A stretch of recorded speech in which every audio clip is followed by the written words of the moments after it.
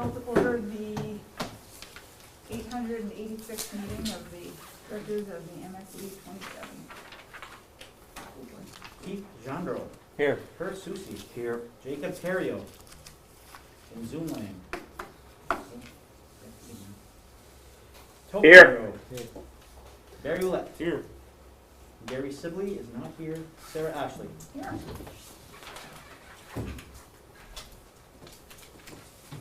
Adjustments to the agenda. Yeah, you're gonna see a white copy of the agenda. That is the official agenda, not the pink copy. And that has adjustments on it. Under items of business, old business, you're going to add in item C, Valley Unified Education Service Center, and that's been added on your copy. And then under items of business, add new business, item A, motion to enter into executive session pursuant to 1 MRSA 4056A to discuss duty of officials. And I would need consensus of the board to approve those since this is a special meeting. Motion to accept. Second.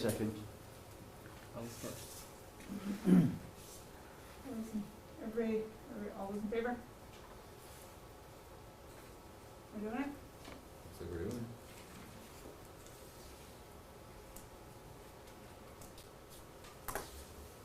Was that a yes vote, Toby? it. No, I abstain.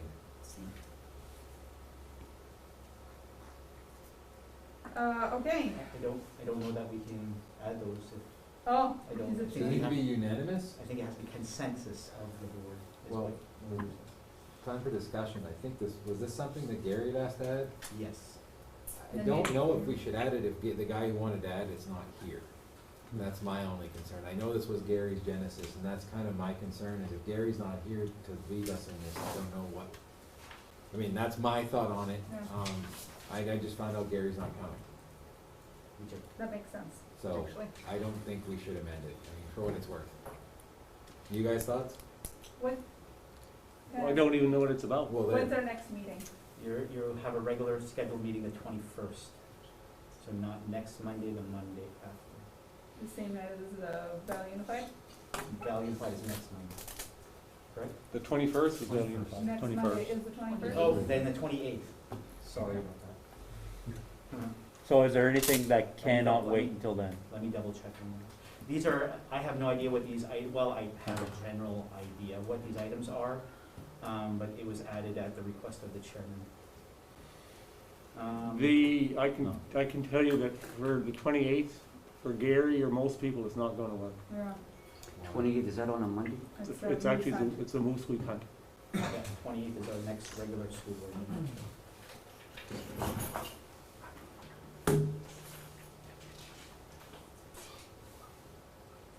Well, we have a motion on the table to adjust the agenda. If Gary's not here to talk about it, I'm not inclined to adjust the agenda. Okay, How's everybody else feel? I agree with that. I agree. Okay, so we'll let my abstention stand, we don't go it, I'm the obstinate one. We Thank can you. let the vote go as it did, and it'll get us where we need to be. So we'll stay with the regular agenda. Yep. Okay. Public participation, that was good. No, nothing on here, anybody? And we're going to talk about what's on the agenda, sports, and employee assistance program. Girls, do you want to mention anything about sports? Now's your time. If you don't, we're gonna take the balls all the way. No? No comment. No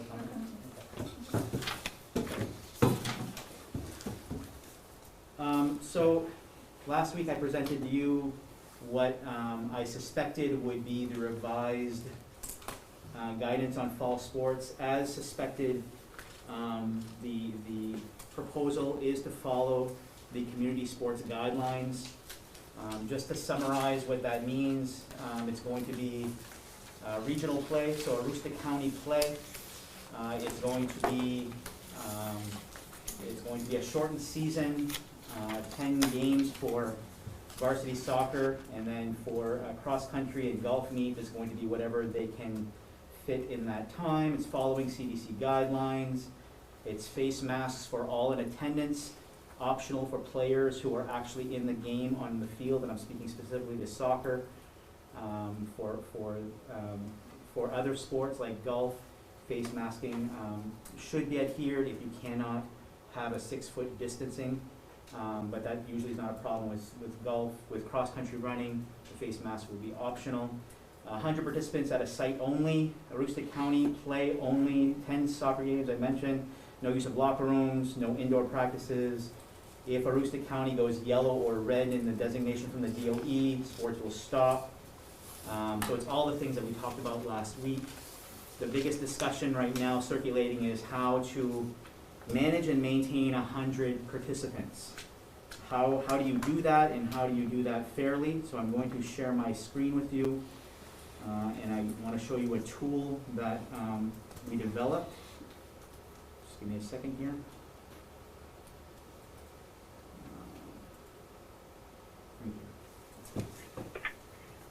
So here's a tool that Mr. Morgan is going to use in order to help determine how many participants we have at a game. For the sake of argument, let's say we're playing Caribou. This is our girls team. And let me enlarge this a little bit. The opponent, Caribou, is going to be coming here, and we find out 24 hours in advance that they have 21 players, 2 coaches, and a manager. That's 24, right? We plug it in. Our home players, just on the roster, let's say for the sake of argument, we have 18 managers, we have 2 coaches, we have 2 on-site administrators. We might have Mr. Warnkin and one of the principals, so that's 2. We're probably going to have a nurse on site. Usually we have 4 ball runners. Maybe we'll change that based on what happens with these numbers. We have someone running the clock, somebody announcing, somebody live streaming, so that's 3. Referees, they may assign 2 or 3, but they opt to assign 3 in big games. So what that would do with the numbers, oops, let me go back here, is if we were to give each player on our team 2 tickets, so our home players have 18, and we give them 2 tickets, we're going to call it the parent tickets, but the player can give it to whomever they want. That would only give us 5 extra tickets for the 100 capacity in that venue. So you can see how quickly 100 is claimed really, really quick. Some of the teams were arguing about why only 2 for family members. Well, I can't give a third. You know, in this scenario, maybe if we're playing a very small team who only has 10 players, maybe that would happen. But our thoughts about this, and speaking with Mr. Warnkin today, if we do have extra tickets, perhaps that is left to the discretion of the high school administration, where they make an announcement the morning of the game, offer staff or senior students first dibs on extra tickets, and then we proceed that way. And our vision is to have a very obvious, colorful badge. We thought about a lanyard originally, but with disinfecting and all those things, and lanyards being cloth, we thought maybe a badge that shows that they have game admittance, and only those with the badge would be allowed at the venue at that time. It's going to be very difficult to manage. We have a lot of questions remaining about what if people stay in cars? Is that count towards the 100? So I know Mr. Warnkin is going to an AD meeting tomorrow. They're going to talk a little bit more about that. The problem with that is if anyone leaves their car, they now add to the 100. So it's going to be managing how we do that. We do know that we're only going to allow home fans. So the parent tickets and the extras are only going to be given to home fans, and the same thing will be away. When we're playing Caribou away, we will not have any tickets to watch that game. So we will be looking for live stream services. I do believe that Mr. Morgan has already talked to Channel 4 about those services where we can live stream all of those games. It's only 10 games. It's only 5 home, and it's only 5 away. So that is how we're proceeding right now, in addition to all of the guidelines that I shared with you last week, face masking and sanitizing and all of those things. And we would follow the same procedures with middle school. So middle school and varsity would both be moving forward with your approval for soccer, golf, and Cross-country running is what we offer in the fall. At middle school level, Mr. Morgan, we don't offer golf. Correct. And middle school would not be Webster. Correct. Just the varsity games would be live streamed. Is there no JV? We're not sure about numbers. There may be potential for our girls soccer team to have JV. Mr. Morgan's going to speak with some of the larger schools, which would be Caribou, Presque Isle, and possibly Colton, might be the only teams carrying JV. We do have boys and girls. We do have boys and girls. Yeah. Thank you, Mr. Morgan. Yeah. So Ben, is this the thing we talked about last time where we played in the county? Just the county. Yep. I'm fine with this. I think that these rules are pretty strict. And they even have an answer if something goes wrong. Mhm. So I would like to make a motion if I could, that we follow these guidelines for fall sports. Second. I only have one question. I just want a point of clarification. It says that in terms of face covering, okay, it talks about coaches, staff, spectators. For the players on the team, it's optional if they choose to use it. Only when they're on the field. So On the when they bench, they come, have when to. they come to the bench, they've got to wear a mask. Correct. All right. And they have to be socially distanced 6 feet on the bench. Okay. So we're thinking about moving our bleachers to the other side, and the players will actually sit on the bleachers.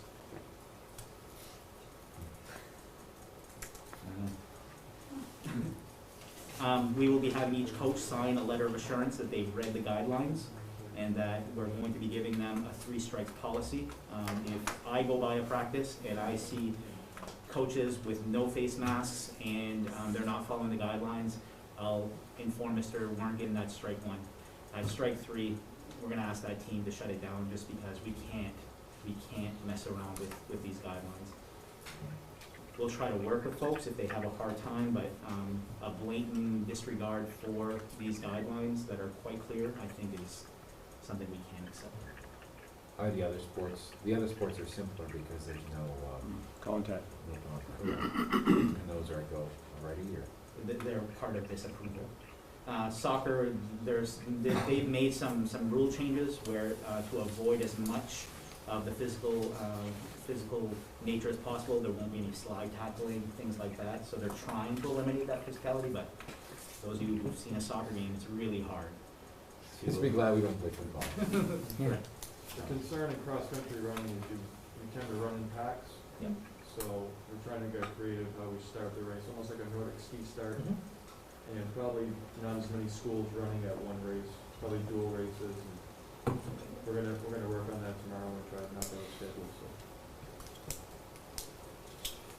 This has been a lot of fun, right, Mr. Morgan? Yeah, very well. We just really feel bad for all the kids that missed out on the spring sports season, obviously. All right, any further discussion?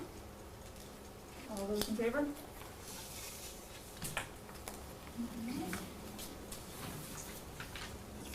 The employee assistance program. And I apologize that you did not have that when the meeting materials were sent last week. I did have it, I just forgot to attach it. So this is what we were talking to you about earlier regarding our employees accessing an employee assistance program. Peter worked with Carrie Thibault at Northern Maine Medical to just identify basically what this is, and you can see the language either on the screen or if it's in your attachment. So it's essentially just giving the contact information to Northern Maine Medical Center, explaining that there will be a service fee and a copay of $25 depending on their insurance, and then we'll cap it at a total of 4 visits covered by the contractor.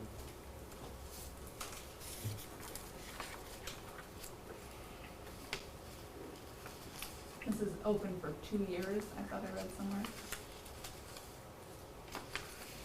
You're going to start meeting with that for 2 years. I guess I don't understand if it says agreement between Valley Unified and MC, why are we voting on it? I think because when we had originally pitched the idea, this board was not comfortable moving forward with approval without seeing some kind of language about what this all entails. So we wanted to extend that courtesy to you to see the language of it. You can just give us the thumbs up, we don't really have to approve, but we we want you guys comfortable with us offering this to our employees. I mean, for me, it's the same, it's the issue I have anytime we're reviewing something the first time when we're voting on it. I don't vote in favor of it. I like to have time to review things. I don't like voting on things the first time I see them. So, I mean, that's my position on this. I'm not necessarily staking a claim here, but this isn't how I like to do business, especially in an emergency meeting. I can understand for soccer, because they're for sports, because they gotta get up and play. And we did get all of the packet beforehand, and we were able to review it for the second time. So I guess that's my position, is that I'd be inclined to move to table it. If we table this and it's not necessarily our decision, is Valley Unified able to vote on it on the 21st? Valley Unified doesn't have jurisdiction over your employees, so I would not, it's called Valley Unified because it's simpler for Northern Maine Medical to just write one statement rather than three different. If you don't approve it, we just don't push it out to our employees, and they don't have access to it until it's approved. I think that's my only concern is the Valley Unified portion of it.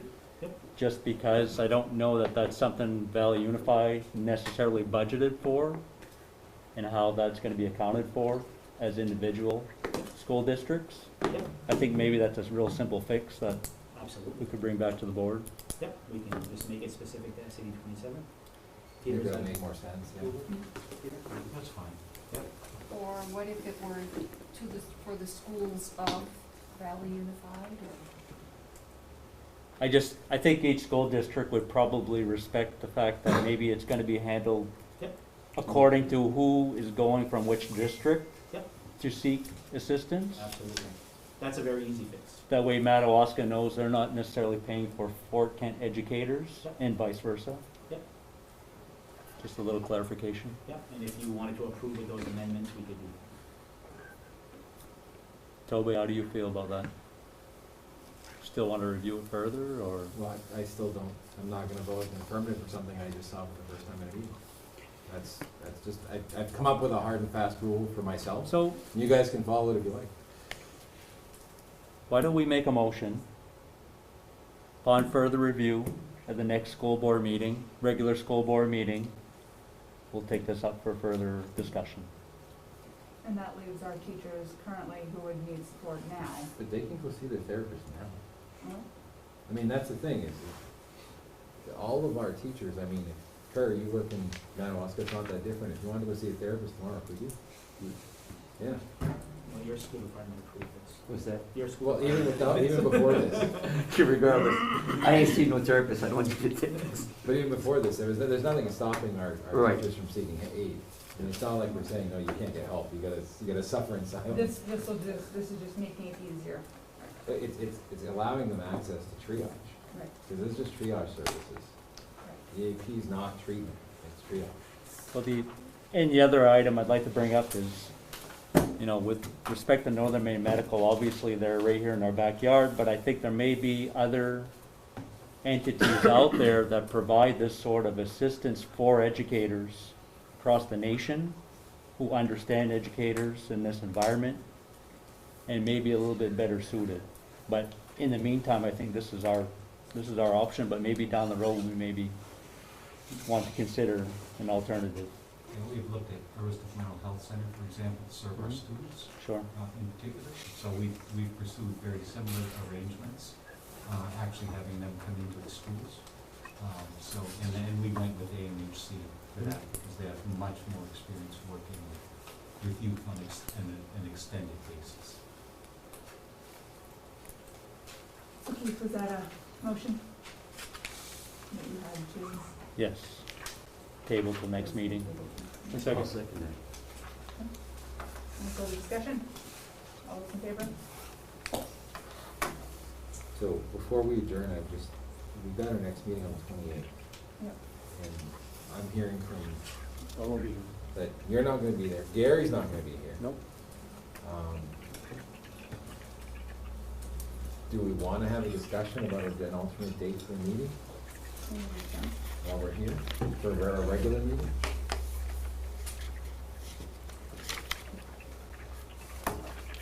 makes sense to me, yes. Yes. Park? D? Jake?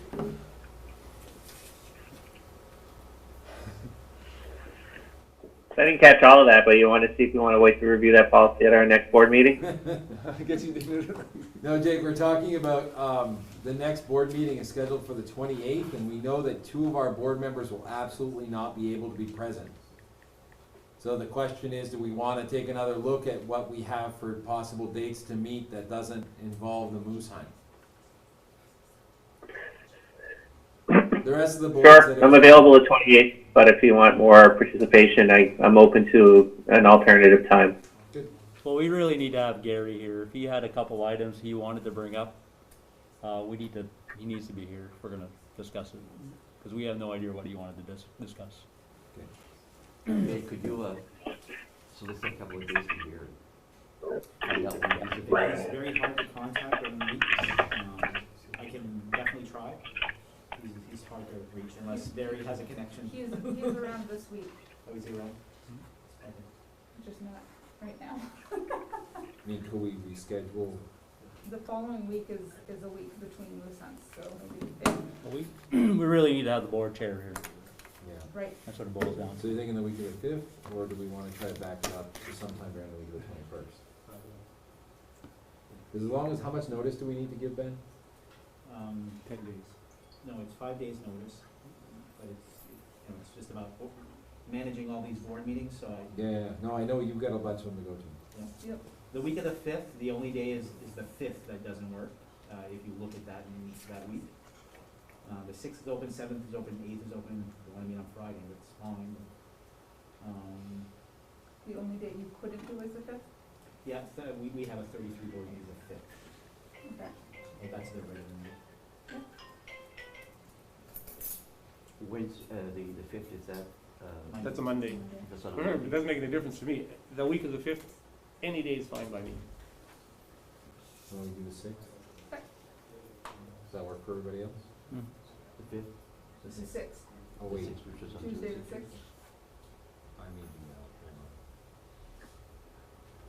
Can we do it on Wednesday? No, maybe the end of that week, and let me just check. I think Gary also said that 4 o'clock meetings are very difficult, so he suggests we go back to 6 p.m. It's difficult for me. What date? We have 4 o'clock, you said. 4 o'clock? 4 o'clocks are difficult for me. Okay. Why don't we just do an email with Gary on board and just chat about the next date? As long as we got at least 5 days, we can move it, right? So let's do an email, and by then I'll have caught up with my schedule. There's something I noticed in there, but I don't see it. Okay, So I think I'm gonna have to check with the office and make sure it makes it to my electronic. I'll send something out. Okay. Makes sense? Okay, motion to adjourn? So moved. Second. All those in favor?